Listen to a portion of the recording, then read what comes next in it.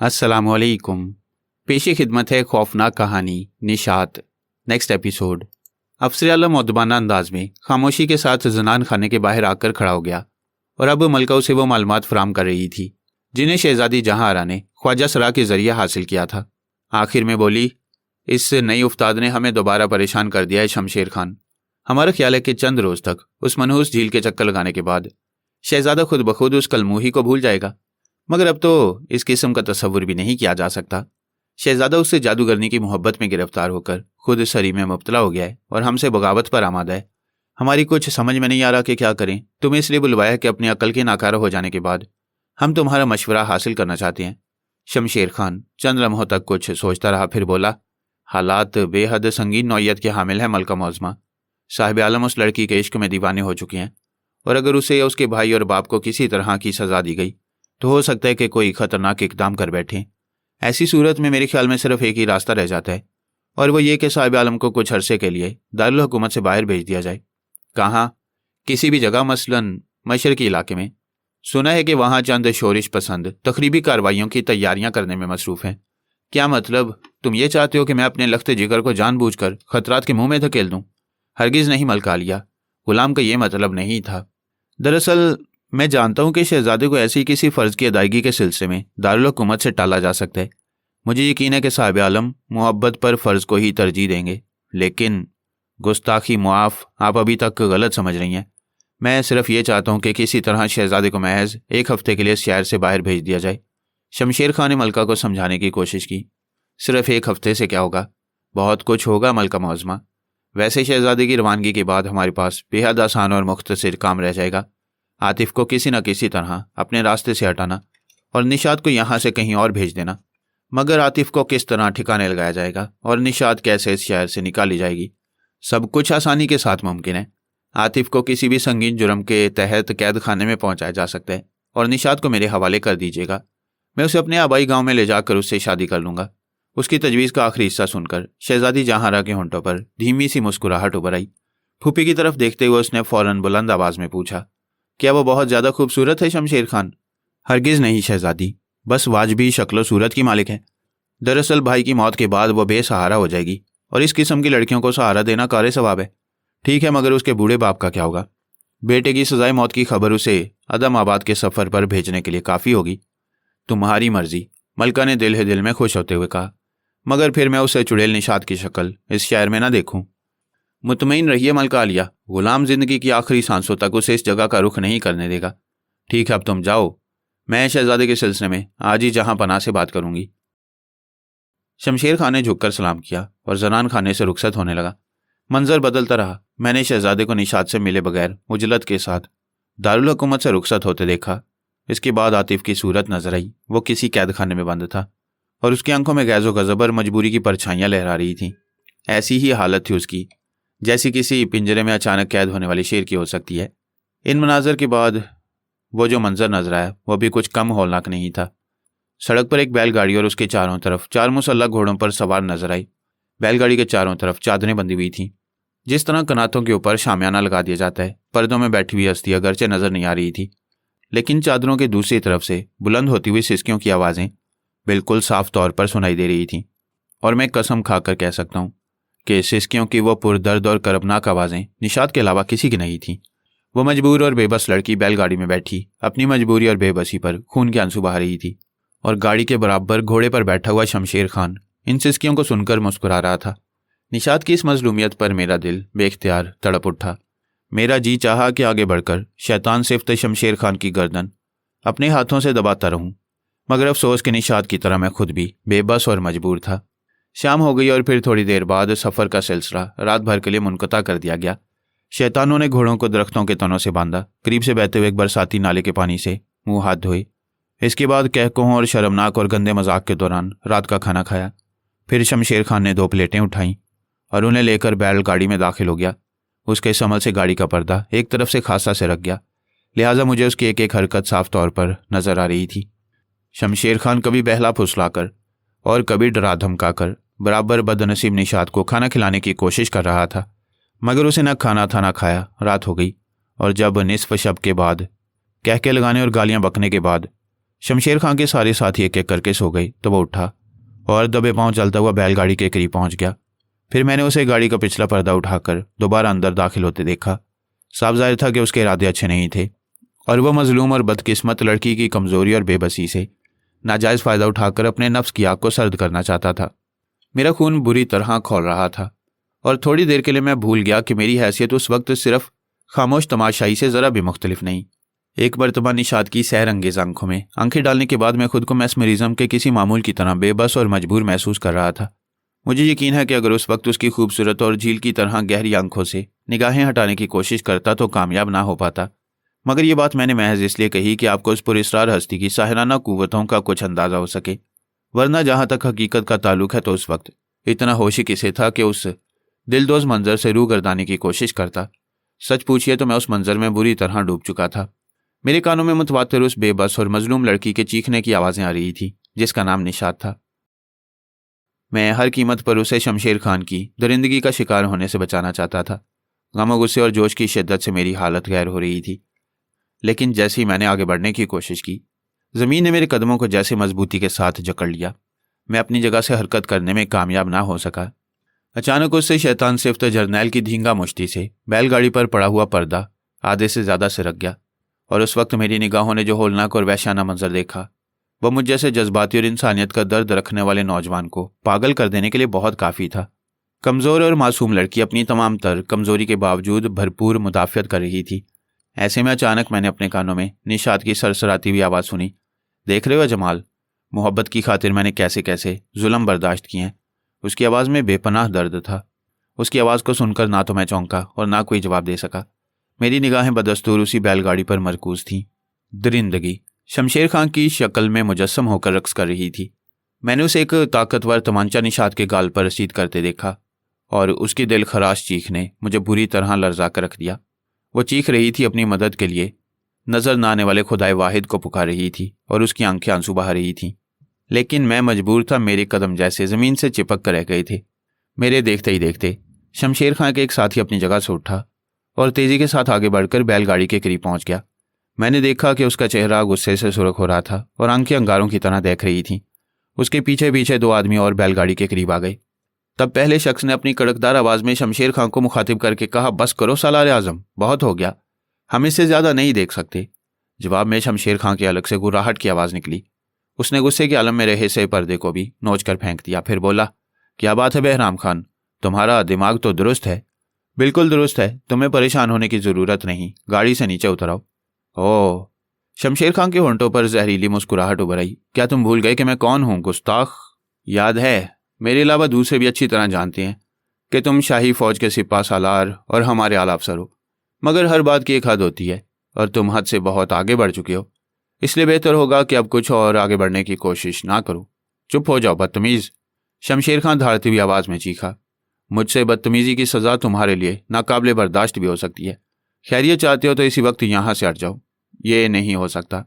बहराम खां ने बेखौफी का मुजाहरा किया। हम एक बेबस और कमज़ोर लड़की को इस तरह तुम्हारी दरिंदगी की भींट चढ़ते नहीं देख सकते। बहराम खान तलवार के दस्ते पर हाथ रखकर बोला, हम तुम्हारी आंखें फोड़ देंगे सालार आज़म। अगर वाकई मरना नहीं चाहते तो चुपचाप गाड़ी से नीचे उतराओ। बहराम खान तलवार के दस्ते पर हाथ रखकर बोला। मैंने देखा कि इसके साथ ही उसके दोनों साथियों के हाथ भी तलवारों के दस्तों पर पहुंच गए। शमशेर खां के चेहरे पर एक रंग सा आकर गुजर गया। उसके बकाया मातियत भी अपनी अपनी जगहों से उठकर इसी जानिब आ रहे थे और उनमें से हर एक की तेवरियां चढ़ी हुई थीं। बहराम खान के होंठों पर जहरीली मुस्कुराहट उभर आई। मुस्कुराता हुआ बोला, नीचे आ जाओ शमशेर खान। इस वक्त तुम हम में से किसी को अपना हमायती नहीं पाओगे, मगर मैं फौज का सिपा सालार और तुम्हारा अफसर आला हूं। हम में से किसी को इसकी परवाह नहीं है। बेहतर होगा कि तुम गाड़ी से नीचे उतरो, वरना तुम तनहा हम सबका मुकाबला नहीं कर सकोगे। तुम बिला वजह बगावत पर आमादा हो। ये लड़की जिसकी हमदर्दी ने तुम्हें मुझसे बगावत पर उकसा है, मलका आलिया की मातूब और मेरी होने वाली बीवी है। शमशेर खान ने सिसकती और बिलकती हुई निशात पर नजर डालकर कहा। उसका लिबास जगह जगह से फट गया था, जिस्म पर चोट के निशान थे और दोनों गालों पर आंसुओं की धारें बह रही थीं। मेरा दिल एक मर्तबा फिर उसकी मजलूमी और बेबसी पर तड़प उठा, मगर काश मैं उसके लिए कुछ कर सकता। शमशेर खां के अल्फाज सुनकर बहराम खां के होंठों पर जहरीली मुस्कुराहट उभरी। अपने अफसर आला को मज़काना नज़रों से देखते हुए उसने कहा, क्या इस बदकिस्मत लड़की से आपका निकाह हो चुका है सालार आज़म? अभी नहीं, मगर गांव पहुंचते ही ये काम हो जाएगा। ठीक है, निकाह के बाद आप जिस तरह चाहें अपनी बीवी के जिस्म पर तसर्रुफ कर सकती हैं। इस वक्त आपकी ख्वाहिशात की तकमील किसी तरह मुमकिन नहीं, ख़ास तौर पर इसलिए कि आपकी होने वाली बीवी आपकी कुर्बत को ज़रा भी पसंद नहीं करती। वो आपसे सख्त मुतनफ़र और बेजार है। लेकिन कुछ भी हो, फ़िलहाल आपको अपने इरादों से बाज आना ही पड़ेगा। हम फरिश्ते ना सही मगर इस कदर गिरावट और दरिंदगी का मुजाहरा शायद शैतान भी ना देख सके। बहराम खान ने नफरत आलूद लहजे में कहा।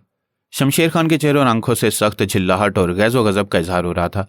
ताहम वो किसी न किसी तरह अपने गुस्से को जब्त करते हुए गाड़ी से नीचे उतरा है। मुझे अफसोस है, वो मसनूई मुस्कुराहट के साथ बोला। शैतान ने मुझे अंधा कर दिया था।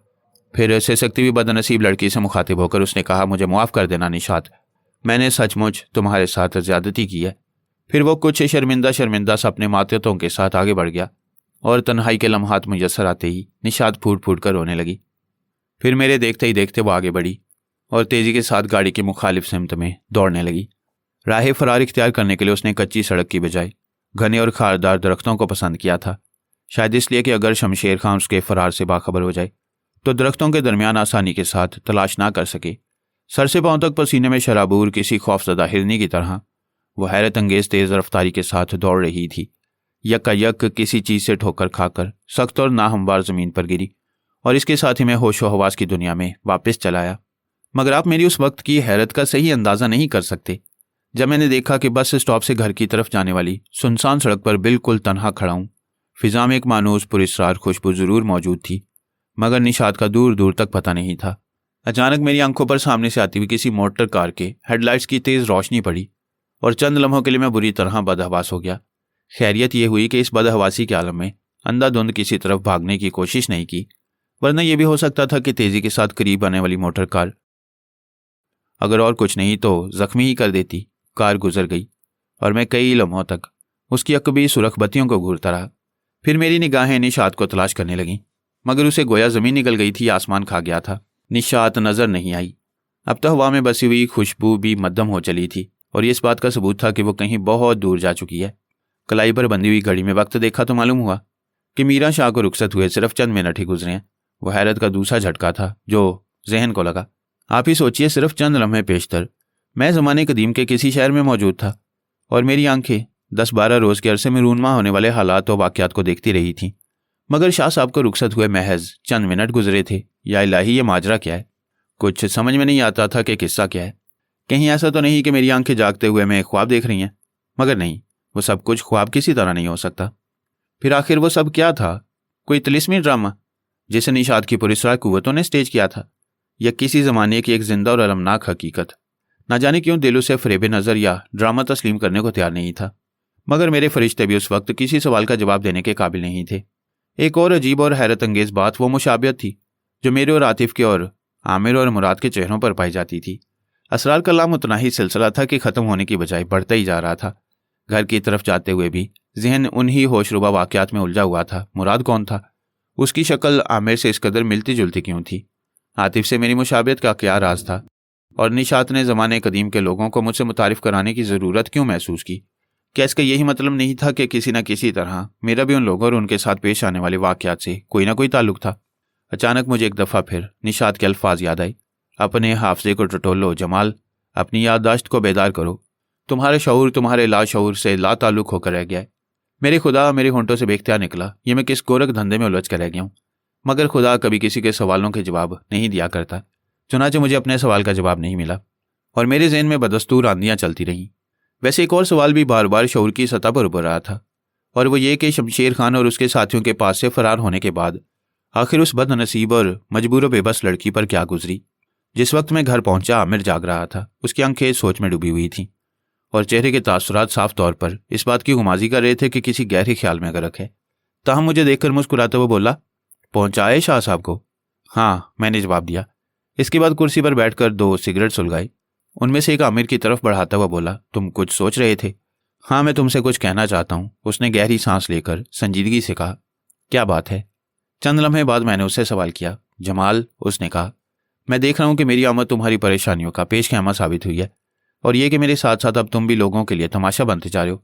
रातों की नींद और दिन का चैन तुमसे रुखसत हो चुका है और इसकी तमाम तर जिम्मेदारी मुझ पर है, मुझ पर और सिर्फ मुझ पर। अच्छा, मैंने चौंकने की अदाकारी करते हुए कहा।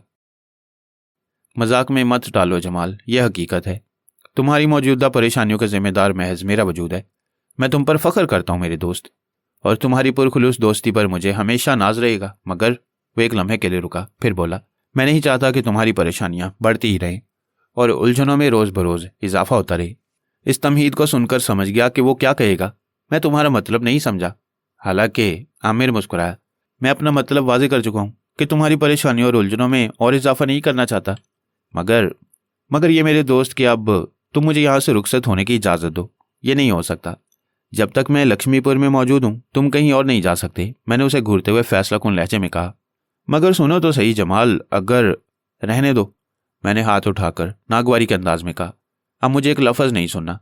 तुम अहमक हो। जो कुछ मैं कहता हूँ वो अकल और समझदारी की बात होती है। फिर जरा रुक कर बोला, तुम्हें सोचना चाहिए कि मुझे कुछ नहीं सोचना और ना मैं कुछ सुनना चाहता हूँ, और अब ये बात खत्म हो जानी चाहिए, हमेशा हमेशा के लिए, मैंने उसका जुमला काटते हुए फैसला कुन अंदाज में कहा। आमिर के चेहरे से बेबसी का इजहार होने लगा और उसने खामोशी इख्तियार कर ली। कुछ देर बाद मैंने उसका ध्यान बटाने के लिए इधर उधर की गुफ्तगू छेड़ दी, लेकिन सच पूछिए तो मेरा ज़हन अभी तक उन्हीं वाकयात में उलझा हुआ था। आमिर जल्दी ही समझ गया कि मैं यकसुई के साथ उसकी तरफ मुतवज्जा नहीं हूँ। बोला, तुम इस वक्त कुछ ज्यादा ही परेशान हो जमाल। मैं उसे कुछ देर पहले के मुशाहिदात से आगाह नहीं करना चाहता था। एक तवील सांस लेकर मैंने उसे कहा, मैं दरअसल मीरा शाह के बारे में सोच रहा था। मुझे यकीन है कि वो तुम्हें उस बदरू से छुटकारा दिलाने में कामयाब हो जाएंगे। बदरू? आह, तुम क्या कह रहे हो मेरे दोस्त? वह दर्दनाक आवाज में बोला। तुम्हें कम अज कम मेरे जज्बात और एहसासात का ख्याल तो करना चाहिए। ओह, मैं तुमसे मुआफ़ी चाहता हूँ आमिर, मैंने शर्मिंदा होकर कहा। और ईमान की बात तो यह है कि निशात के लिए बदरू का लफ्ज़ इस्तेमाल करके मैं सचमुच शर्मिंदगी महसूस कर रहा था। इसके बरक्स मुझे बदनसीब पुरस्कार लड़की से हमदर्दी महसूस हो रही थी। मेरा मकसद तुम्हारी दिल आज़ारी करना नहीं था दोस्त। ज़रा रुक कर मैंने दोबारा कहा, लेकिन तुम ही बताओ कि मैं उस पुरस्कार और माफूकुल फितरत हस्ती को आखिर किस नाम से पुकारूं? सच बताना, क्या वो किसी रूह की तरह ही पुरस्कार नहीं है? हो सकता है कि तुम्हारी नज़र में उसका वजूद पुरस्कार हो, लेकिन तुम उसे बदरू नहीं कह सकते। उसकी हकीकत ख्वाह कुछ भी हो, मगर वो मासूम है, हूरों की तरह मासूम, आमिर ने जवाब दिया। और सच पूछे तो अब मैं खुद भी उससे मुत्तफिक हो चला था। तुम उसे नहीं जानते जमाल, चंद लम्हों बाद आमिर ने दोबारा कहा। मैं यकीन के साथ कह सकता हूँ कि तुम्हें उसके बारे में गलत फहमी हुई है। इस यकीन की कोई वजह भी ज़रूर होगी। नहीं, बज़ाहिर इसकी कोई वजह नहीं, मगर ना जाने क्यों मुझे यकीन है कि हम दोनों एक दूसरे के लिए अजनबी नहीं हो सकते। जैसे मैं उसे जन्म जन्म से जानता हूँ, जैसे हम सदियों एक दूसरे की मोहब्बत का दम भरते रहे हैं। अब मैं तुम्हें किस तरह बताऊं जमाल कि उसे पहली मर्तबा अपने सामने देखकर मेरा दिल किस तरह उसकी जानिब खिंचा था, और उस वक्त मेरे महसूसात क्या थे। अगर मैं तुम्हें समझाना चाहूँ भी तो कामयाब नहीं हो सकता। बहरहाल यह हकीकत है कि मैं उसे सदियों से जानता हूँ। यह सच है कि मैं उसके मुतल्लिक कुछ भी नहीं जानता। मुझे नहीं मालूम कि वो कहाँ है, कहाँ रहती है और क्या करती है, मगर इसके बावजूद वो सदियों से मेरे करीब है। मैंने उसे होश संभालते अपने ख्वाबों में पाया है, अपनी धड़कनों में उसे महसूस किया है। मैं तुम्हें क्या बताऊं मेरे दोस्त कि मैं कहाँ कहाँ उसके साथ फिरा हूं और किन किन जगहों की सैर की है। दरियाए कृष्णा को तो मैंने कभी नहीं देखा, मगर इसके बावजूद जब मेरी नज़रें उस पर पड़ी तो कुछ ऐसा महसूस हुआ जैसे पूरी जिंदगी इसी दरिया के किनारे बसर हुई हो। और तुम्हें याद है जमाल कि कदीम फांसी घर का जिक्र दरिया की सैर के दौरान खुद मैंने ही तुमसे किया था। अब मैं तुम्हें किस तरह अपने जज्बात व एहसासात से आगाह करूं? आखिर तुम खुद कुछ समझने की कोशिश क्यों नहीं करते? मैं क्या समझने की कोशिश करूं आमिर? उन पुरस्कार और मयूरुल अकुल वाकयात ने मुझे चिकरा कर रख दिया। तुम ठीक कहते हो, मैं खुद बुरी तरह उलझ कर रह गया हूँ। और अगर हम लोगों की जगह कोई और कोई मामूली साहब का मालिक होता तो शायद पागल ही हो जाता, या उसकी मौत भी वाकई हो सकती थी। और मेरा ख्याल है कि हमें ख्वामखा अपने जहनों को थकाना नहीं चाहिए। वैसे मुझे उम्मीद है कि ये गुत्थियां अनकरीब सुलझ जाएंगी। पर्दे गैब से ज़रूर कुछ ना कुछ जाहिर होगा। ठीक है, मैंने उसे कहा, क्योंकि मैं खुद भी नहीं चाहता था कि वह इस मामले पर गौर व खोज करे। अब तुम आंखें बंद करके सोने की कोशिश करो। फिर मैंने उसे दवा की आखिरी खुराक ज़बरदस्ती पिलाई। इसके बाद खुद भी सोने की तैयारी करने लगा। अगली सुबह खिलाफे मामूल कुछ देर से आंख खुली। हो सकता है इसकी वजह कई रोज़ की मुसलसल शब बेदारी हो। बहरहाल जिस वक्त सोकर उठा आमिर बेदार हो चुका था, और उस वक्त जैसे ज़माने भर की खुशियाँ और मुसरतें उसी के चेहरे पर सिमटाई थीं। उसे मसरूर देखकर मुझे खुशी हुई। मुझे बेदार देखकर उसने ज़िंदगी से भरपूर मुस्कुराहट के साथ कहा, उठ गए, चलो अच्छा हुआ, वरना मुझे ज़बरदस्ती तुम्हें बेदार करना पड़ता। खैरियत तो है? मैं मुस्कुराता हुआ बोला। आज तुम्हारे चेहरे पर एक खुशगवार इनकलाब के आसार नजर आ रहे हैं। ठीक है, बिल्कुल ठीक है तुम्हारा ख्याल।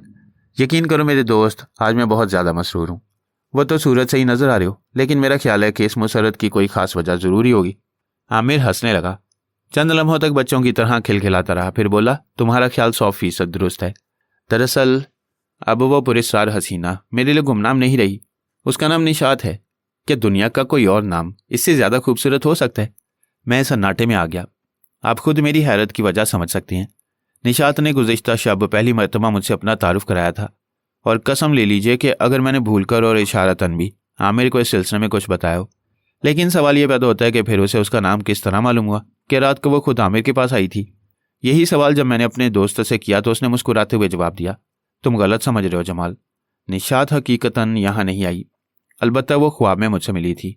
ओह, मैंने तवील सांस ली। और क्या बताया उसने तुम्हें ख्वाब में? चंद लम्हे बाद मैंने बड़ी संजीदगी से उससे पूछा। कुछ ज़्यादा देर तक वो मेरे पास नहीं ठहरी। वो उदास थी, बहुत ज़्यादा उदास और मगमूम। वो मेरे ज़ख्मों को आहिस्ता आहिस्ता सहलाती रही, और यकीन करो कि इनकी सोजिश में अब नुमाया तौर पर अफाका हो चुका है। तुम्हारा डॉक्टर तो इस मामले में मेरा गधा ही साबित हुआ। आइंदा तुम उसे कम अज़ कम मेरे मुआयने की घर से यहाँ नहीं लाओगे। मैं खामोशी के साथ तहय्युर ज़दा सा बैठा उसकी सूरत देखता रहा। आमिर अपनी धुन में मगन बड़ी तेज़ी के साथ कह रहा था, हो सकता है कि उस अहमक डॉक्टर से तुम्हारे अच्छे ताल्लुकात हों, लेकिन अब मैं उसे अपने मुआयने और इलाज की इजाज़त कभी नहीं दूंगा। और कान खोलकर सुन लो मिस्टर जमाल कि वो मीरा शाह भी अब यहाँ कभी नजर न आए। मुझे उसकी सूरत से नफरत है। शायद तुम्हारी गैर मरई और पुरस्कार महबूबा नहीं चाहती होगी कि वो यहाँ आए, मैंने उसकी आंखों में देखते हुए कहा। इस तरह दरअसल मैं ये जानना चाहता था कि ख्वाब में निशात से उसकी क्या क्या बातें हुई। नहीं, निशात ने उसके बारे में एक लफ्ज़ भी नहीं कहा। मेरा ख्याल है वो उसके नज़दीक इस काबिल ही नहीं कि उसका जिक्र करती। आमिर ने सिगरेट सुलगाते हुए जवाब दिया, मैंने कहा था कि खुद को ख्वामखा उलझाने और परेशान करने से कोई फ़ायदा नहीं, और ये कि अनकरीब खुद ही कुछ ना कुछ ज़ाहिर होगा। यही बात निशात ने मुझसे कही। उसने कहा सेहतमंद होने के बाद मैं जल्दी न असरार को हल करने में कामयाब हो जाऊंगा। और क्या कहा उसने? वह सदियों से मेरी तलाश में भटक रही थी दोस्त। खुदा खुदा करके उसने मुझे पाया है। अब वो किसी कीमत पर मुझसे जुदा होने को तैयार नहीं। इसलिए मैंने तुमसे कहा था कि अब मैं उस मनहूस आमिल मीरा शाह की शक्ल नहीं देखूंगा। मगर मैं तहैया कर चुका था कि शाह साहब से ज़रूर मिलूंगा। मैं हर कीमत पर इस राज पर से पर्दा उठाने के लिए बेचैन था, जिन्होंने मेरी और आमिर की ज़िंदगी बुरी तरह तल्ख करके रख दी थी। चुनाचे नाश्ते से फारिग होकर मैंने आमिर से एक बेहद ज़रूरी काम का बहाना किया और लिबास तब्दील करके मीरा शाह से मिलने रवाना हो गया। मुझे उम्मीद थी कि सारी बातों पर अच्छी तरह गौर खोज करने के बाद शाह साहब ज़रूर किसी वाज़े और दुरुस्त नतीजे पर पहुंचने में कामयाब हो जाएंगे, और इसके बाद ही शायद मेरी कुछ रहनुमाई हो सके। मीरा शाह से मिलने पहुंचा तो मालूम हुआ कि किसी खास वजीफ़े में मसरूफ़ हैं और मुझे मुलाकात के लिए कुछ देर इंतज़ार करना पड़ेगा। लिहाजा बैठक में बैठकर चुपचाप मेज़ पर पड़ा हुआ अखबार उठा लिया, मगर जल्द ही इससे उकता गया। इसके बाद नज़रें एक रसाले पर पड़ी और महज वक्त गुजारी की खातिर इसकी वर्क गर्दानी करने लगा। रिसाले में सारे मज़ामीन इल्म नजूम, जफ़र, रमल और पामिस्ट्री से मुतल्लिक थे, और जगह जगह आड़ी तिरछी और बेसरोपा लकीरें, हिंदसे और तस्वीरें नजर आ रही थीं। वो सब मुझे महज एक गोरख धंधा नजर आया, जिसकी कोई एक बात मेरे लिए काबिल फ़हम नहीं थी। मगर इससे पहले कि झुंझलाहट में मुब्तला होकर इस रसाले को मेज़ पर डाल देता, मुलाजिम चाय की ट्राली ले हुए अंदर दाखिल हुआ और एक प्याली तैयार करके बड़े अदब से मेरे सामने रख दी। अब चूंकि वक्त गुजारी के लिए अच्छा मशगला हाथ आ चुका था, इसलिए रसाले को बंद करके मेज़ पर रख दिया और चाय की प्याली हाथ में ले ली। खासी लजीज साबित हुई थी। इससे फारिग होकर सिगरेट सुलगाई था कि शाह साहब अंदर दाखिल हुए। सलाम का जवाब बावाज़े बुलंद देकर उन्होंने पुरतपाक अंदाज में मुसाफिया किया, फिर मुझे बैठने का इशारा करके खुद भी बैठ गए। चेहरे के तासुरात उनके मुतफिक्र होने का पता दे रहे थे। पेशानी पर हल्की हल्की लकीरें पड़ी थीं और आंखों में सोच के गहरे साए। चंद लम्हों तक शाह साहब किसी ख्याल में गुम रहे, फिर बोले, मैं रात भर तुम्हारे मामलात में उलझा रहा हूँ साहबजादे। इस वक्त भी उसी चक्कर में उलझा हुआ था। मैंने इस जहमत के लिए उनसे मुआफ़ी मांगी और मुनासिब अल्फाज में उनका शुक्रिया अदा किया। इसमें शुक्रिया की कोई बात नहीं है मियाँ, इंसान का फ़र्ज़ है कि दूसरे इंसानों के काम आए। चुनाचे मैंने भी अपना फ़र्ज़ अदा करने की कोशिश की, मगर तुम इस वक्त मुझे कुछ ज़्यादा ही परेशान नज़र आ रहे हो। मैंने एक तवील सांस लेकर वह तमाम वाक़यात बयान कर दिए जिनसे गुज़िश्ता 10-11 घंटों में 2-4 हो चुका था। इसके बाद आमिर के ख्वाब के बारे में भी बता दिया। शाह साहब मेरी ज़ुबान से निकलने वाले एक एक लफ्ज़ को बड़े गौर से सुन रहे थे। मेरे खामोश होने तक उनके चेहरे पर मुख्तलिफ तासुरात उभरते रहे। जब मैं तमाम वाक़यात बयान कर चुका तो उन्होंने चंद लम्हे तक खामोश रहकर एक तवील सांस ली, फिर बोले, क्या तुम्हें यकीन है कि गुज़िश्ता शब तुमने कोई ख्वाब नहीं देखा? मुझे यकीन है जनाब कि वो कोई ख्वाब नहीं था। अलबत्ता इन मायनों में उन वाक़यात को ज़रूर ख्वाब से ताबीर किया जा सकता है कि निशात की आंखों का सार टूटते ही मैंने खुद को उसी वीरान और सुनसान सड़क पर मौजूद पाया था। सख्त हैरत की बात है, अब तक अनगिनत बदरूहों से निपट चुका हूँ, लेकिन ऐसी बदरू से कभी ख्वाब में भी सांप का नहीं पड़ा। शाह साहब के लहजे में नाकामी और शिकस्त थी। क्या आप उसे बदरू समझते हैं? मैंने ज़रा चौंक कर पूछा। मैं क्या समझता हूँ, वो है ही कोई बदरू, एक ऐसी बदरू जिसे अपने हिस्से की सज़ा भुगतने के लिए आलम अरवाह से निकाल कर बाहर किया गया है, और जो इस हालत में भी अपनी खबासतों से बाज आना नहीं चाहती। शाह साहब ने ये अल्फाज कुछ इस तरह यकीन के साथ कहे कि मैं एक मरतबा फिर चकरा कर रह गया। आमिर की तरह मैं भी निशात को कोई बदरू तस्लीम करने के लिए तैयार नहीं था, मगर मीरा शाह के इस यकीन और एतमाद ने दोबारा जहन में उलझनें पैदा कर दी। चंद लम्हों तक खामोशी का वक्फा रहा, फिर मैंने ही मोहरे सकूत तोड़ी। मैं आपके ख्याल की तरदीद नहीं कर सकता शाह साहब, मगर मेरा मतलब है क्या यह नहीं हो सकता कि कल रात आपको रुखसत करने के बाद मैंने जो कुछ भी घर पहुंचने से पहले देखा उसका ताल्लुक किसी हकीकत से ही रहा हो? हकीकत से ताल्लुक? तुम्हारे इससे शैतानी ख्वाब का, जो उस बदरू की सैरकारी का नतीजा था। होश में तो हो मियाँ साहबजादे। और फिर जो शाह साहब ने मुझे अपनी बड़ी बड़ी और अंगारू जैसे सुरख आंखों से घूरना शुरू किया तो अल्फाज लोहे के भारी भरकम गोलों की तरह हलक में अटक कर रह गए, और मैं कोशिश के बावजूद वो सब कुछ कहने में कामयाब ना हो सका जो अब तक अपने और आमिर और सबसे ज़्यादा निशात के बारे में सोचता रहा था। शाह साहब मुझे घूरते हुए कह रहे थे, इस किस्म की फजूल बातें कभी भूल कर भी ना सोचना। मेरा कहा हुआ एक एक लफ्ज़ अच्छी तरह ज़हन नशीन कर लो।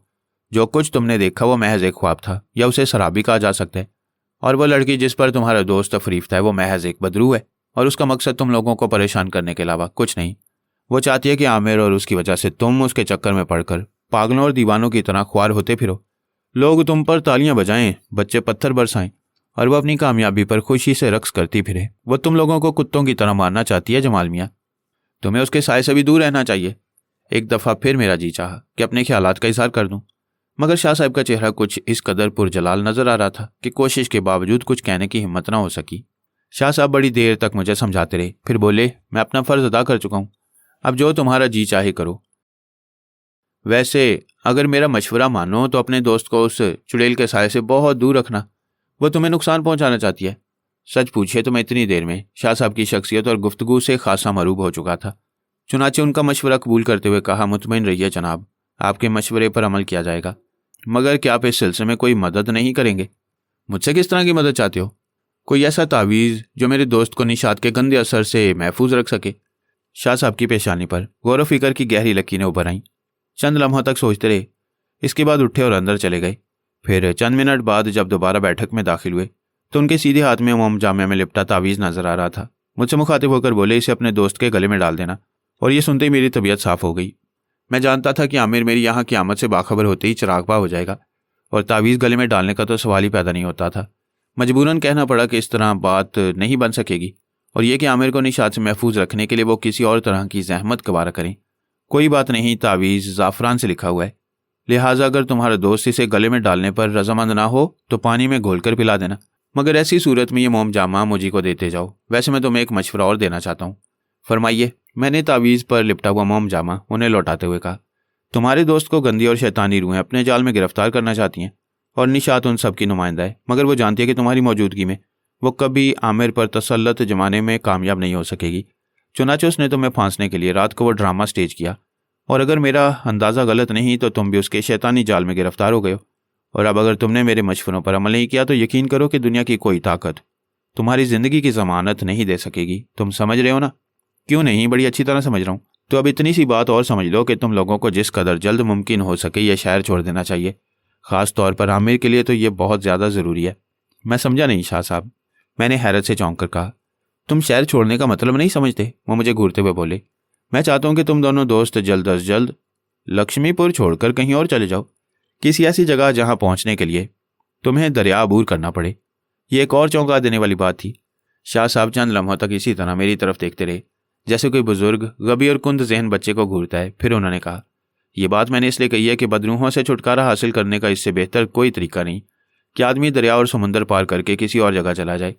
गंदी रूहें पानी से गुजरने की हिम्मत नहीं रखती, इसलिए इस तरीके पर अमल करके उनसे बासानी निजात मिल जाती है। बेहतर है, मैं समझ गया।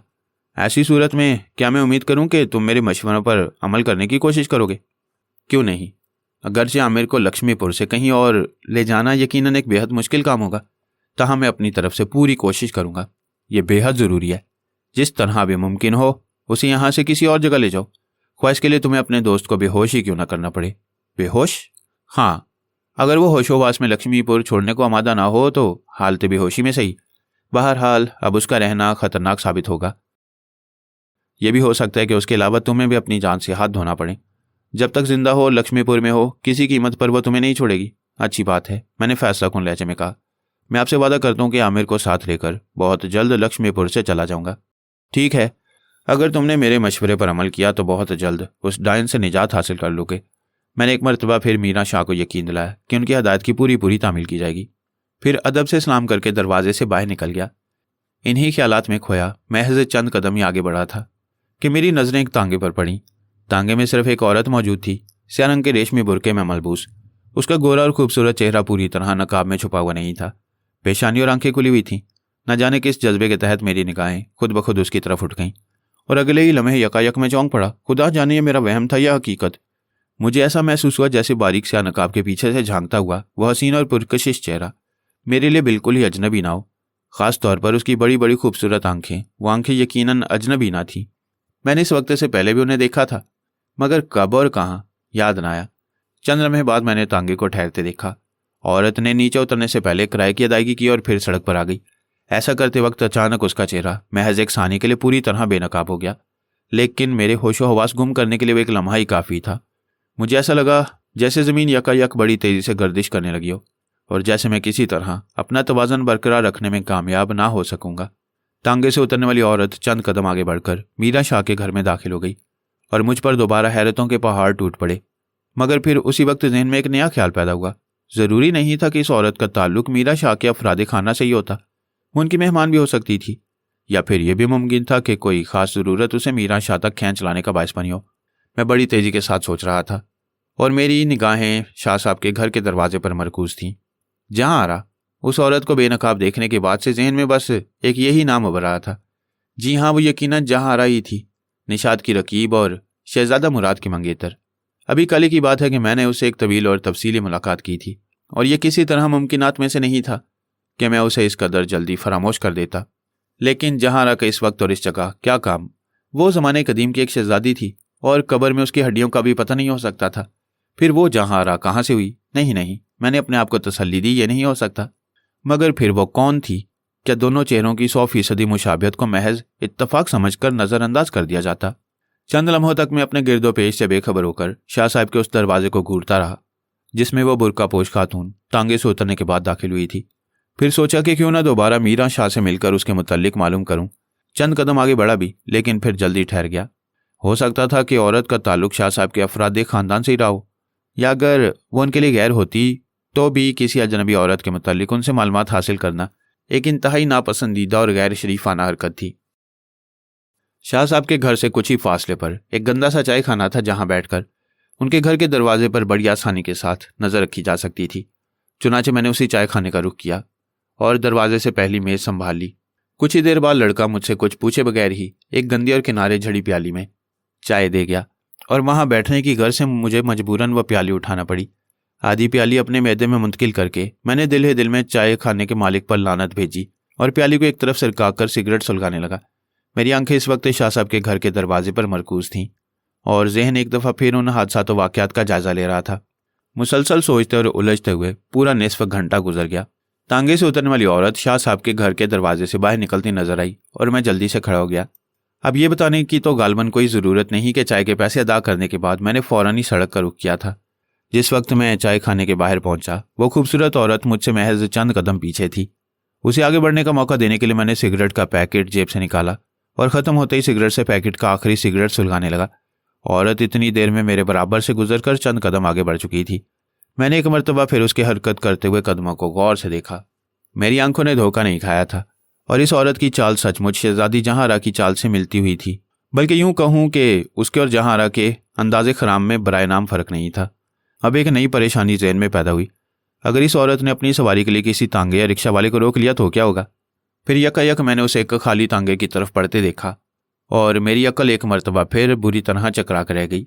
तांगा भी महज चंद गज आगे बढ़ा था कि मेरी नज़रें पीछे से आते हुए एक खाली साइकिल रिक्शा पर पड़ी और मैं तेज़ी के साथ चलते हुए उसके करीब पहुंच गया।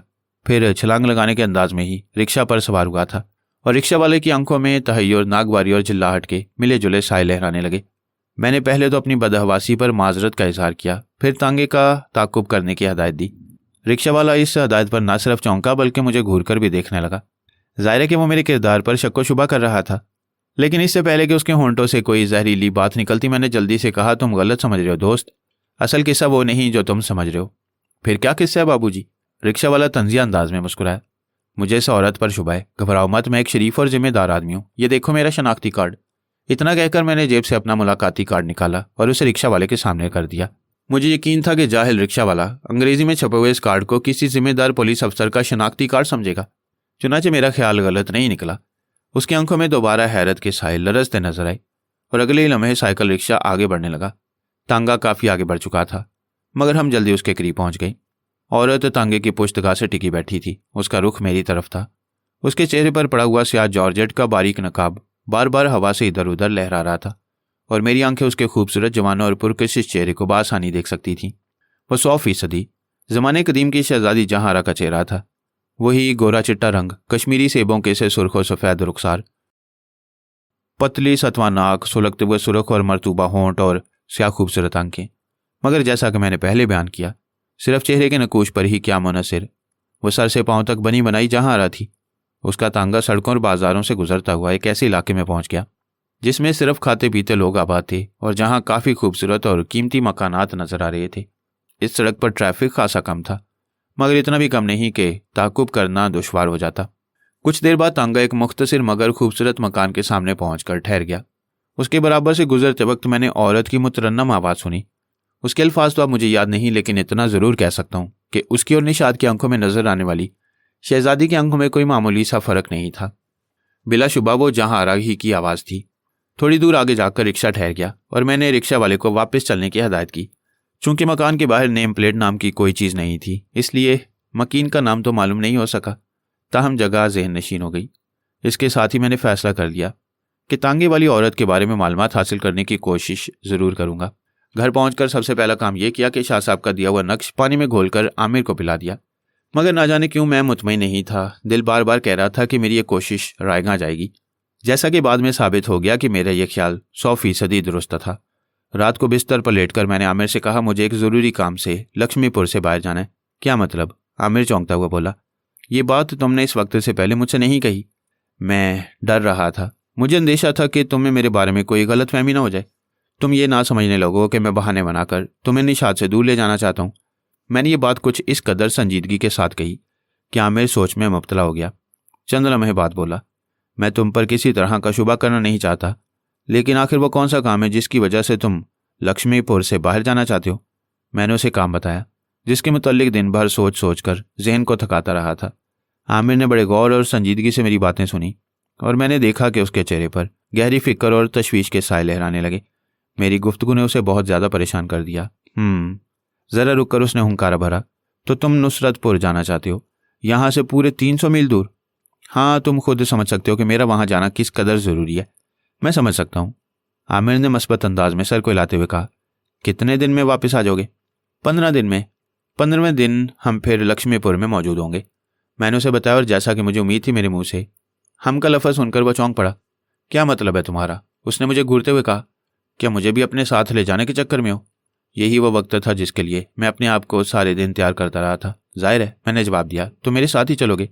नहीं, ये ज़रूरी नहीं कि मैं तुम्हारे साथ चलूँ। हाँ, अगर तुम्हें मुझ पर एतमाद नहीं और ये समझते हो कि तुम्हारी गैर मौजूदगी में घर की कीमती चीज़ें समेट कर फरार हो जाऊँगा तो और बात है, लेकिन अगर ये बात है भी तो तुम्हें परेशान होने की ज़रूरत नहीं। मैं तुम्हारे जाने से पहले किसी होटल में मुंतकिल हो जाऊँगा। मैं समझ सकता था कि उसने ये तल्ख और तंजिया जुमले क्यों कहे थे। इस तरह उसका मकसद मुझे अपने इरादे में नाकाम करने के अलावा कुछ नहीं हो सकता था। उसे क्या खबर थी कि नुसरतपुर का प्रोग्राम महज उसकी वजह से तरतीब दिया गया था। मैं सोच में पड़ गया। मुझे खामोश देखकर आमिर ने कहा, हो सकता है कि मेरे अल्फाज तुम्हें बुरे लगे हों। अगर ऐसा है तो मैं तुमसे मुआफ़ी मांगने को तैयार हूँ, लेकिन ये बात बड़ी अच्छी तरह ज़हन नशीन कर लो कि मैं किसी कीमत पर लक्ष्मीपुर छोड़ने को तैयार नहीं हूँ। क्यों? तुम जानते हो, तुम्हें सब कुछ मालूम है, मुझे मालूम है, लेकिन मैं तुम्हें इस हालत में तनहा नहीं छोड़ सकता। अगरचे तुमने मेरे खुलूस और मेरी दोस्ती के मुंह पर बड़े ज़ोर का तमांचा रसीद किया है, ताहम मैं इस कदर कमीना हरगिज़ नहीं जितना तुम समझते हो। इसका मतलब है कि तुम्हें सचमुच मेरे अल्फाज से तकलीफ़ पहुंची। आमिर ने पहलू बदल कर कहा, मुझे माफ़ कर दो जमाल, मेरा मकसद तुम्हारी दिल आज़ारी हरगिज़ नहीं था। पता नहीं इन दिनों मेरे जहन को क्या होता जा रहा है। ऐसी बातें कह जाता हूँ जिन्हें बाद में सोचकर मुझे खुद शर्मिंदगी होती है। मगर अब बताओ कि मैं तुम्हारी जहनी कैफियत से बाखबर हूँ। मैं हाथ उठाकर जल्दी से बोला, तो क्या तुमने मुझे मुआफ़ कर दिया जमाल? अभी नहीं, मैं मुस्कुराया। इस मर्तबा मैं तुम्हें गैर मशरूत तौर पर मुआफ़ नहीं करूँगा। क्या मतलब? मेरी एक शर्त है और वो ये कि तुम्हें मेरे साथ नुसरतपुर चलना पड़ेगा। यह नहीं हो सकता। मैं लक्ष्मीपुर छोड़कर कहीं नहीं जाऊँगा। मुझे इस सरजमीन के ज़र्रे ज़र्रे से वालिहाना मोहब्बत है और मैं तो आज ये सोच रहा था कि अपना सारा असासा यहीं के बैंकों में मुंतकिल करवा लूँ। मैं तुम्हें मना नहीं करूँगा। तुम जैसे आदमी के लिए इस शहर में कारोबार के बहुत सारे मौके मौजूद हैं, मगर असासे की मुंतकली का काम चंद रोज़ बाद भी हो सकता है। मैं तुमसे कह चुका हूँ कि 15वें रोज़ हम दोबारा लक्ष्मीपुर में मौजूद होंगे, लेकिन मैं 15 मिनट के लिए भी इस शहर से दूर होने के लिए तैयार नहीं। अहमकाना बातें मत करो, मैंने उसे समझाने की कोशिश की। तुम जख्मी और बीमार होने के अलावा बेहद कमज़ोर भी हो। मैं तुम्हें तनहा छोड़कर नहीं जा सकता। मैं बिल्कुल ठीक हूँ, तुम्हें परेशान होने की ज़रूरत नहीं। निशात के हसीन और नरम गुदाज हाथों के लम्स ने मुझे काफ़ी आराम पहुँचाए। हो सकता है कि तुम्हारा कहना दुरुस्त हो, ताहम मेरा दिल तुम्हें तना छोड़ने को नहीं चाहता। तुम्हें मेरे साथ चलना पड़ेगा, नहीं मैं किसी कीमत पर नहीं चल सकता। आमिर, मैंने तवील सांस लेकर बोझल आवाज़ में कहा, क्या तुम्हारे दिल में मोहब्बत अपनाइयत और दोस्ती का कोई जज्बा नहीं? क्या एक औरत की मोहब्बत के मामले में एक पुरखुलूस दोस्त की दोस्ती की कोई हैसियत नहीं? यकीन करो आमिर, तुम्हारे अल्फाज से मुझे बेहद तकलीफ पहुंची है। अब से पहले मैंने कभी भूलकर नहीं सोचा था कि तुम, जिसकी दोस्ती पर मुझे हमेशा फ़ख्र है, मेरे साथ इस किस्म का सलूक भी कर सकते हो। आमिर की आंखों में घबराहट और तासुफ के मिले जुले साए लहराने लगे। अपनी इस कामयाबी पर मैं दिल ही दिल में मुस्कुराए और खुश हुए बगैर न रहा। वो घबराए हुए और नदामत आमेज लहजे में बोला, खुदा की कसम तुम गलत समझो। मेरा मकसद तुम्हारी पुरखुलूस दोस्ती की तजलील हरगिज़ ना था। कोई बात नहीं मेरे दोस्त, मैंने भर्राई हुई आवाज़ में जवाब दिया। मुझे तुमसे किसी तरह की शिकायत नहीं। इसके बरक्स मैं तुम्हारा शुक्रगुजार हूँ कि तुम्हारी गुफ्तगू ने मेरी सारी खुशफहमियों को रफ़ा कर दिया। ओह, ये तुम क्या कह रहे हो? मैं तुम्हें किस तरह यकीन दिलाऊं कि तुम्हारी पुरखुलूस दोस्ती पर मैं जितना भी नाज करूं कम है। यकीन करो कि तुम्हारी मोहब्बत मुझे दुनिया की हर चीज़ से ज़्यादा अजीज़ है। मैं तुम्हें नाराज़ नहीं कर सकता, तुम्हारा दिल दुखाने का तस्वुर भी नहीं कर सकता, और खुदा गवाह है कि मेरा मकसद तुम्हारी दिल आज़ारी नहीं। आखिर तुम समझने की कोशिश क्यों नहीं करते? अच्छी तरह समझ रहा हूँ, इतना अहमक नहीं जितना तुम समझ रहे हो। मेरे होंठों पर बदस्तूर तल्ख और तंजिया मुस्कुराहट रक्स कर रही थी।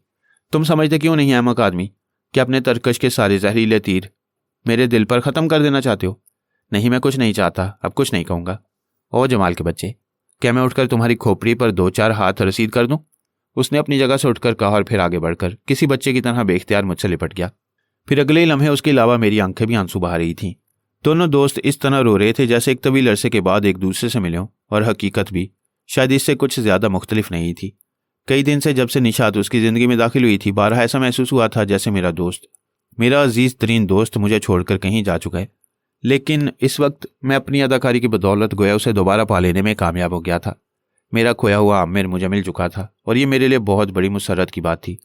खुदा खुदा करके जब जज्बात का तूफान आकर गुजर गया तो हम एक दूसरे से जुदा हुए। हमारे होंठों पर पुरखुलूस मुस्कुराहट उभर आई। चंद लम्हों तक एक दूसरे के चेहरों को देखते रहे और फिर दोबारा पुरजोश अंदाज में बगलगीर हो गए। अगले दिन मैंने आमिर से फिर ज़रूरी काम का बहाना किया और घर से निकलकर सीधा मीरा शाह के पास पहुंचा। उन्हें जब ये बात मालूम हुई कि आमिर लक्ष्मीपुर से कुछ दिन बाहर रहने के लिए नीम रजामंद हो गया तो खुश होकर बोले, बड़ी अच्छी बात है, मगर यह काम जिस कदर जल्द हो जाए उतना ही अच्छा है। वैसे अगर मेरा ख्याल गलत नहीं तो वह बदरू तुम्हें आसानी के साथ अपने मकसद में कामयाब नहीं होने देगी। मुझे डर है कि तुम दोबारा उसके शैतानी जाल में गिरफ्तार ना हो जाओ। अब ऐसा नहीं हो सकता जनाब, मैंने बड़े वसूख के साथ जवाब दिया। ये ज़रूर है कि वो मुझे बेवकूफ़ बनाने में बड़ी हद तक कामयाब हो गई थी, और ये कि अब मैं अपने आप को उससे मुतनफ़र नहीं पाता, मगर अब मैं उसके हाथों में कठपुतली की तरह नहीं रह सकता। यकीन कीजिए अब उसे अपने मकसद में कामयाबी नहीं हो सकती, खुदा करे ऐसा ही हो। लेकिन ये तुमने क्या कहा कि तुम खुद को उससे मुतनफ़र नहीं पाते? जी हाँ, अगरचे अब मेरे दिल में उसके लिए किसी तरह की हमदर्दी मौजूद नहीं, मगर उससे नफ़रत भी नहीं। हालांकि तुम्हें उससे शदीद तरीन नफ़रत करनी चाहिए। तुम लोगों की ज़िंदगी में जहर घोलने वाली वही तो है। जी हाँ, मगर ये कि अगर तुम उससे नफ़रत नहीं करते तो दोबारा बड़ी आसानी से उसका आलाकार बन जाओगे। ये बात बेहद ख़तरनाक साबित हो सकती है। मैंने एक मरतबा फिर शाह साहब को यकीन दिलाया कि निशात के फरिश्ते भी अब किसी सूरत में अपने मकसद में कामयाब नहीं हो सकेंगे। फिर जब उन्हें कुछ इत्मीनान हुआ तो मैं ज़रा झुककर राजदराना अंदाज में बोला, अगर आप किसी गलत फहमी में मुब्तला ना हो तो कुछ मालूम करना चाहता हूँ। क्या बात है? शाह साहब ने ज़रा चौंक कर पूछा। कल मेरे जाने के बाद एक औरत यहाँ आई थी, मेरे जाने के फ़ौरन बाद। हाँ हाँ, मुझे याद है, मगर मैं तुम्हारा मतलब नहीं समझा। मैं उसके बारे में ज़रूरी मालूमात हासिल करना चाहता हूँ। क्यों साहबजादे? आखिर इस दिलचस्पी की कोई वजह भी होगी। आखिर शाह साहब ने वही बात कह दी जिसका मुझे डर था। चुनाचे बड़ी सफाई के साथ उन्हें सब कुछ बता दिया। लेकिन अगर मैं ये समझ रहा था कि मेरी बातें सुनकर वो नाक मुंह सुकेड़ने की कोशिश करेंगे, तो मेरा यह अंदेशा गलत साबित हुआ। क्योंकि उस औरत की जहां से हैरत अंगेज मुशाबियत का हाल सुनकर उनकी आंखों में सोच के साए लहराने लगे। तुम गालिबन मुझसे मजाक कर रहे हो साहबजादे? चंद लम्हों बाद उसने मुझे घूरते हुए कहा। हरगिज नहीं जनाब, यकीन कीजिए कि वो औरत बनी बनाई शहजादी जहां थी। चेहरे के नकूश से लेकर अंदाज़े रफ्तार गुफ्तार तक एक बाल का भी फर्क नहीं हो सकता दोनों में। ऐसी सूरत में मुझे हैरत है, इस अहमकाना और मज़का खेज तस्वुर की तो गुंजाइश नहीं कि वो वही शहजादी जहां थी जिसे तुमने उस चुड़ैल की आंखों में देखा था। मगर सवाल यह है कि निशात ने एक रात पेशतर ही क्यों उसे तुमको दिखाने की ज़रूरत महसूस की? मैं इस सिलसिले में भला क्या अर्ज कर सकता हूँ, मगर यकीन कीजिए कि उस औरत ने कल से अब तक बराबर मेरे ज़हन को परेशान कर रखा है। इस वक्त दरअसल मैं उसी के बारे में कुछ मालूमात हासिल करने आया हूँ। मुझे अफसोस है कि इस सिलसिले में तुम्हारी कोई मदद नहीं कर सकता, क्योंकि मैंने खुद भी उसे कल से पहले नहीं देखा। दरअसल वो बाज़ लोगों से मेरे मुतल्लिक सुनकर यहाँ आई थी, कोई काम था। ज़ाहिर है कि वो मुझ बूढ़े की शक्ल देखने नहीं आई होगी, शाह साहब मुस्कुराते हुए बोले। लेकिन जब मैंने उस औरत के काम की नौयत के बारे में जानना चाहा तो उनके चेहरे पर संजीदगी तारी हो गई। ज़रा रुककर उन्होंने कहा, मुझे अफसोस है कि मैं तुम्हें कुछ नहीं बता सकता। दरअसल यहाँ आने वालों से मुतल्लिक सारी बातें मेरे सीने में अहम और कीमती राजों की तरह दफन रहती हैं। वो मुझ पर एतमाद करके मुझे अपनी परेशानियों और ज़रूरतों से आगाह करती हैं, और उनके एतमाद को ठेस पहुँचाने का तस्वुर भी मेरे लिए मुमकिन नहीं। मुझे उम्मीद है कि तुम इस जवाब के बाद मुझे माफ़ कर दोगे। दरअसल मैं अपने असूलों से मजबूर हूँ। वैसे तुम्हारे आज के इंकिशाफ ने मुझे सचमुच हैरतज़दा और परेशान कर दिया, खास तौर पर इसलिए कि निशात ने वो ड्रामा अपनी शैतानी कुव्वतों से काम लेकर महज तुम्हें बेवकूफ़ बनाने के लिए स्टेज किया था। अब सवाल यह है कि आखिर वो उस लड़की को तुम्हारे सामने शहजादी जहां की हैसियत से क्यों लाना चाहती थी? मैं भला क्या कहता, लिहाजा खामोश रहा। और शाह साहब बोले, बदरू यकीनन किसी गहरे और ख़ास चक्कर में है। मुझे सारे मामले पर एक मरतबा फिर नए सिरे से गौर खौज करना पड़ेगा। फिर मुझसे मुखातिब होकर बोले, बहरहाल तुम्हें घबराने और परेशान होने की ज़रूरत नहीं।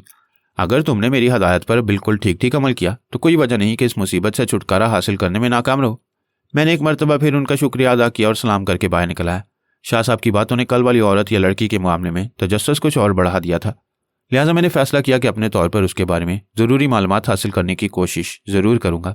लेकिन उस इमारत के सामने से 2-3 बार गुजरने के बावजूद जब किसी से पूछने की हिम्मत नहीं पड़ी तो मायूस और बुझा हुआ दिल लेकर थके थके कदमों से बस स्टैंड की तरफ रवाना हो गया। उसी शब गुलाब की वो पुरस्कार खुशबू मुझे एक मरतबा फिर अपने नथनों में सरसराती हुई महसूस हुई। उस वक्त मैं बिल्कुल तन्हा था और रात का खाना खाने के बाद चहलकदमी के इरादे से दराए कृष्णा की तरफ बढ़ता जा रहा था। चांदनी रात में दूर तक की चीज़ें बिल्कुल साफ नजर आ रही थीं, ताहम उसका किसी तरह पता नहीं था जिसकी मौजूदगी का सबूत वो भीनी भीनी खुशबू थी। निशात। चंद लम्हों के बाद मैंने आहिस्ता से उसे पुकारा। इसके साथ ही ना जाने क्यों मेरे दिल की धड़कनें खुद ब खुद बेतरतीब होने लगी। मैं यहाँ हूँ। मैंने उसकी जानी पहचानी आवाज़ सुनी, तुम्हारे दाएं हाथ पर। और वह सचमुच मेरे दाएं हाथ पर मौजूद थी, बेहद मलौल और अफसरदा। उसका चेहरा उस वक्त कुछ ज़्यादा ही मगमूम था। मैं उसके सामने खुद को एक मुजरिम महसूस किए बगैर न रहा। मेरी निगाहें खुद ब खुद झुक गईं। आतिफ, उसके होंठों से सरसराती हुई आवाज़ निकली। ज़ाहिर है मुझे चौंकना पड़ा होगा। घबराई हुई नज़रों से गिरदोपेश का जायज़ा लिया तो मालूम हुआ कि हम दोनों के अलावा दूर दूर तक कोई और मौजूद नहीं है। वो मेरी बदहवासी पर आहिस्ता से हंस पड़ी। मैं तुमसे मुखातिब हूँ जमाल, उसने अफसरदा से मुस्कुराहट के साथ कहा। मगर अभी शायद तुमने किसी और को आवाज़ दी थी। हरगिज़ नहीं, मेरे मुखातिब तुम ही थे। मुझे ऐसी तहय्युरामेज़ निगाहों से मत देखो। आतिफ और जमाल 2 अलग अलग नाम ज़रूर है, मगर 10 नाम भी हों तो इससे हकीकत नहीं बदल सकती। मैं तुम्हारा मतलब नहीं समझा, मैंने बामुश्किल कहा। हैरत की ज़्यादती से उस वक्त सर बुरी तरह चकराता महसूस हो रहा था। वो दोबारा आहिस्ता से हंस पड़ी। तुम नहीं समझ सकोगे जमाल, तुम्हें यह सब कुछ समझाना बहुत ज़्यादा मुश्किल है। हाँ, अगर इस कदर मेहनत मैंने आमिर के साथ की होती तो यकीनन मुझे नाकाम ना होना पड़ता। मगर मैं कितनी बदनसीब हूँ कि उसके करीब नहीं जा सकती। मेरा महबूब बीमार है, लेकिन मैं उसकी मिजाज पुरसी और देखभाल नहीं कर सकती कि मेरा कुर्ब उसे दीवाना बना देगा, और फिर हो सकता है कि उसे किसी और नुकसान से दो चार होना पड़े। वैसे मेरे भाई, मुझे तुमसे ऐसी उम्मीद नहीं थी। उसकी शिकायतों से भरी हुई आंखों को देखकर मैं कपकपा गया और मेरी निगाहें उसके चेहरे से हटकर मुजरिमाना अंदाज में ज़मीन पर मरकूज हो गईं। मेरी तरफ देखो जमाल, मैंने उसकी आवाज़ सुनी। क्या मैं सचमुच तुम्हें कोई बदरू नजर आती हूँ? शायद नहीं, लेकिन खुदा के लिए मुझसे अब कुछ और मत कहना। मैं अपने फैसले पर अमल करने का पुख्ता इरादा कर चुका हूँ। क्यों जमाल, आखिर क्यों?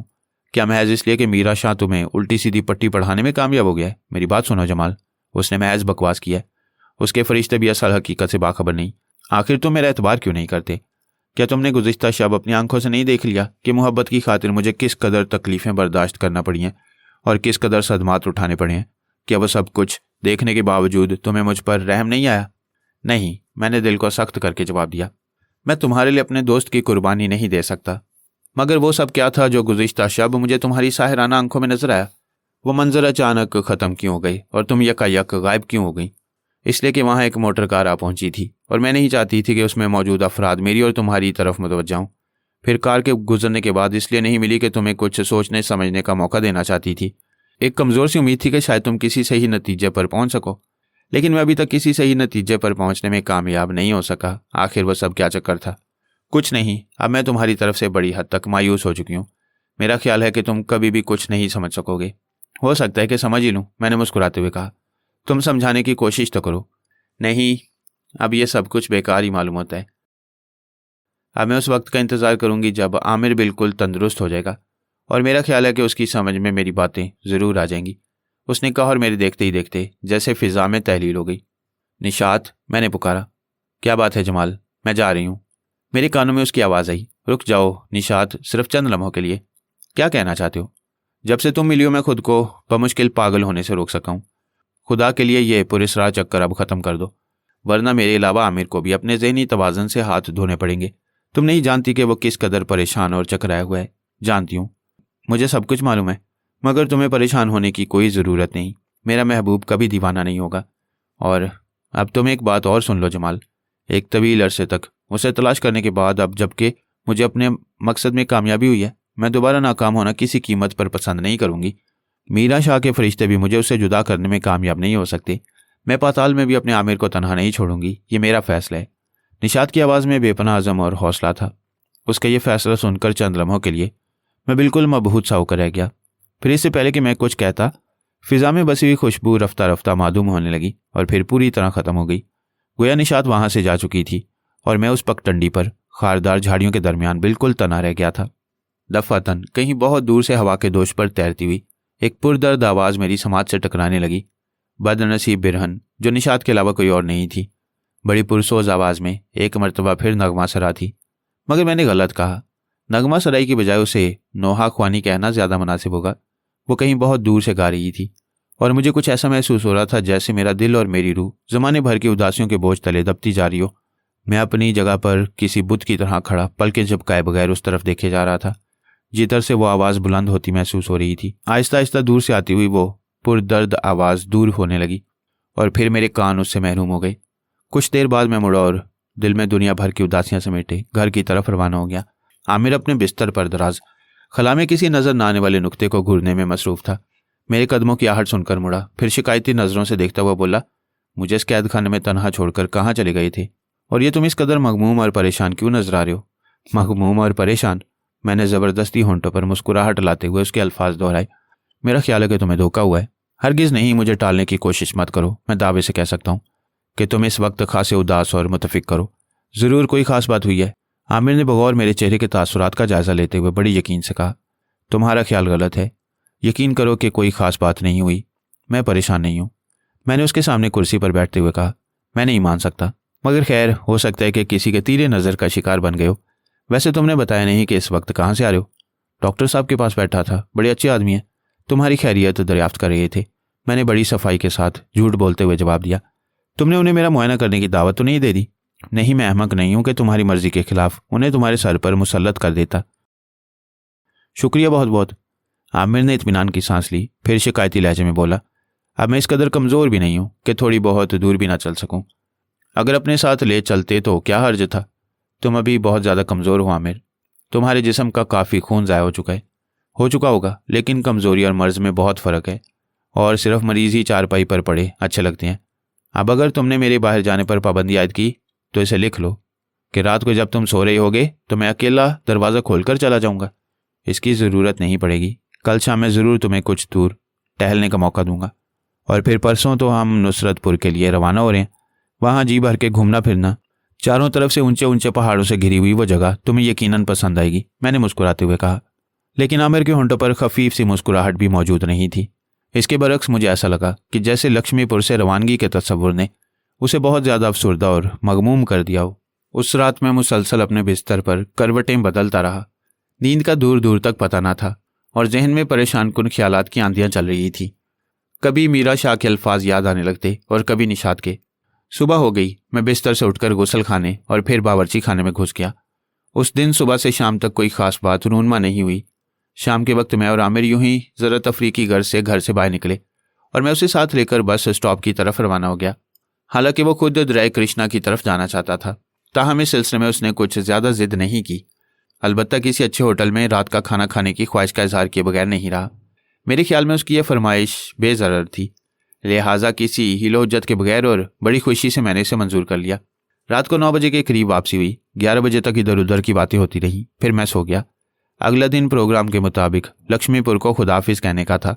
रवानगी की ज़रूरी तैयारियां इससे पहले ही मुकम्मल हो चुकी थीं। चुनाचे एक्सप्रेस ट्रेन के वक्त से कोई 15 मिनट पहले हम स्टेशन पर पहुंच गए। टिकट खरीदते वक्त मैं दिल ही दिल में खुदा से अपनी कामयाबी की दुआएं मांग रहा था।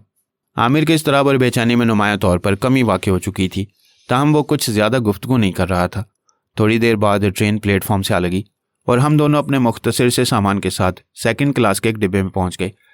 लेकिन अभी हमें अपनी नशिस्तों पर बैठे कुछ ज़्यादा देर नहीं हुई थी कि दरवाज़ा खुला और एक मुहज़्ज़ब और फैशनेबल नौजवान की सूरत नजर आई। इसके बाद फ़ौरन एक बुर्कापोश लड़की डिब्बे में दाखिल हुई। सवार होते वक्त उसके चेहरे पर पड़ा हुआ स्याह जॉर्जेट का नकाब ज़रा सा सिरक गया और एक लम्हा मुझे कुछ ऐसा महसूस हुआ जैसे मेरी आंखें हालत बेदारी में अचानक कोई ख्वाब देखने लगी हों। मगर नहीं, वो ख्वाब नहीं था, बल्कि डिब्बे में इस वक्त सचमुच वही हसीन और पुरकशिश लड़की मौजूद थी जिसे मेरी आंखें सिर्फ 2 रोज़ कबल मीरा शाह के घर में दाखिल होते और फिर कोई पौन घंटा बाद ही बाहर निकलते देख चुकी थी। मैं उसे इस डिब्बे की चौथी मुसाफिर की हैसियत से देखकर कुछ ऐसा मुतहय्यर हुआ कि चंद लम्हों के लिए पलके झपकाना भी भूल गया। अचानक मैंने अपने कानों में आमिर की आवाज़ सुनी, गधे, वो कह रहा था, ये क्या हरकत है, पागल तो नहीं हो गए? मैंने आहिस्ता से चौंक कर एक तवील सांस ली और एक खफीफ सी मुस्कुराहट के साथ खिड़की की दूसरी जानिब मुतवज्जा हो गया, जहां प्लेटफॉर्म पर दर्जा स्वयं के मुसाफिर अभी तक परेशानी और घबराहट के आलम में इधर उधर दौड़ते फिर रहे थे। आमिर ने कहा, मैं सोच भी नहीं सकता था कि किसी वक्त तुमसे इतना बड़ा गधापन भी सरजद हो सकता है। वो तो खुदा का शुक्र अदा करो कि उसके साथी ने तुम्हें यूं लोफरों की तरह घूरते हुए नहीं देख लिया, वरना अब तक खासी मुरम्मत हो चुकी होती। मैं खामोश रहा। सच पूछिए तो अपने दोस्त के अल्फाज मैंने सुने ज़रूर थे, लेकिन उस वक्त उसका मफहूम ज़रा भी समझ में नहीं आ सका। आता भी किस तरह, जबकि ज़हन पूरी तरह बुर्कापोश लड़की में उलझा हुआ था। चंद लम्हे बाद सीधा होकर सरसरी सी नज़रों से उन लोगों की तरफ देखा। वह दोनों उस मुख्तसर से डिब्बे की चौथी और आखिरी नशिस्त पर बैठे थे। उनके चेहरों का रुख हमारी तरफ था और मेरी निगाहें बड़ी तफसील से उनका जायज़ा ले सकती थीं। ये बात मैंने इसलिए कही कि डिब्बे में दाखिल होने के बाद लड़की के चेहरे पर पड़ा हुआ नकाब उठ चुका था और वह अपनी तमाम तर रनाई और हुस्न के साथ मुझसे महज चंद फुट के फासले पर मौजूद थी। सफ़र होता रहा। मेरी निगाहें बार बार गैर इरादी तौर पर उस लड़की की तरफ उठ रही थीं, जबकि उसकी दिलचस्पी का मरकज़ आमिर बना हुआ था। ये बात मैंने यूं ही बिला वजह नहीं कही, बल्कि मेरी आंखों ने उसे कई मरतबा आमिर की तरफ मुतवज्जा पाया। वैसे हम लोग उसके साथी से इतनी देर में बहुत अच्छी तरह मुतारिफ हो चुके थे। उसका नाम कामरान था और वो नुसरतपुर में एक अच्छे सरकारी ओहदे पर फाइज था। बुर्कापोश लड़की उसकी छोटी बहन थी। उसका नाम गुलनाज था और वो नुसरतपुर के इकलौते गर्ल्स कॉलेज में ज़ेरे तालीम थी। रात का खाना हमने साथ ही खाया। इतनी देर में हम लोगों के दरमियान काफ़ी बेतकल्लुफ़ी पैदा हो चुकी थी, लिहाजा खाने के बाद देर तक इधर उधर की दिलचस्प गुफ्तगू होती रही। गुलनार कुछ चुप चुप सी थी, मगर इस कदर भी नहीं कि गुफ्तगू में बिल्कुल हिस्सा ही नहीं ले रही थी। कामरान ने बताया कि लक्ष्मीपुर में उसकी खाला रहती हैं और ये कि बहन को साथ लेकर वो 15 रोज़ कबल उन्हीं के पास आया था। कॉलेज इन दिनों बंद थे। 10, 11 और फिर 12 बज गए। गुफ्तगू का जोर रफ्ता रफ्ता टूटने लगा और फिर कुछ देर बाद ही दोनों बहन भाई नींद की आगोश में पहुंच चुके थे। आमिर भी ऊँग रहा था। अलबत्ता मेरी आंखों से नींद इस वक्त भी कोसों दूर थी। गालिबन आप इसकी वजह समझ सकते हैं। अचानक मैं बड़े ज़ोर से चौंक पड़ा। बस यकी वो मखसूस बू नथनों में सरसराती हुई महसूस हुई। मेरी निगाहें खुद ब खुद खिड़की की तरफ उठ गईं और तब चारों तरफ फैली हुई चांदनी में मैंने निशात को देखा। वो हस्बे मामूल अपने सफ़ेद लिबास में मलबूस थी। उसके स्याह रेशमी बालों में इस वक्त भी गुलाब का बड़ा सा फूल लगा हुआ था और वो मेरी खिड़की के बिल्कुल करीब तेज़ रफ्तार ट्रेन के साथ साथ फिजा में तैर रही थी।